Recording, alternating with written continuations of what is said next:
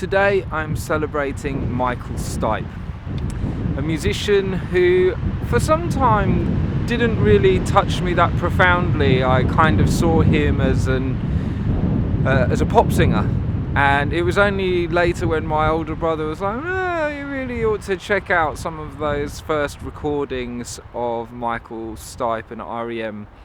And I then became a really deep fan of those first two albums, Murmur and Reckoning, which are just absolute delights. They're just so beautifully melodic, and his lyrics are so indecipherable, and yet his singing seemingly so passionate and so full of heart that yes, the beauty of REM wasn't lost on me. And so I have now become really deeply frequented, especially with those two albums, and also one recording in particular that I only just recently rediscovered.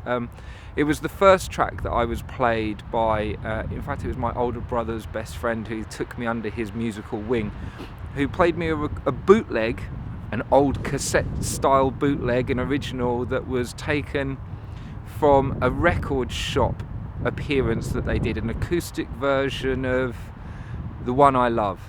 I'll try and post a link to it if I can find it on YouTube. It's quite an unusual and rare thing to find, and yeah, that really took me. And I suppose, like many things, they have maybe an acquired taste. You don't necessarily immediately fall in love with the things that which really bring us the deepest satisfaction.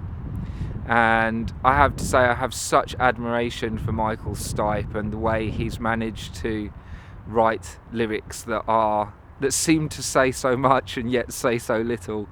Is it poetry, or is it just a random stuffing together of words that appear to make meaning? Does the meaning have any kind of relevance whatsoever? Is it the emotional content that really counts?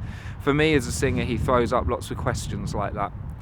And so I'm by far the greatest fan of Michael Stipe. I know nothing about his story or about his life, but I want to just take a moment to recognise his genius, his unique style and talent. I'm sure that I probably disagree with him on a huge number of subjects, and does that have any relevance whatsoever? Does that obscure my ability to see the beauty that he's brought to the world through his voice, through his performances? I'm sure he means an enormous amount to a great number of people. So today I'm joining the celebration of Michael Stipe.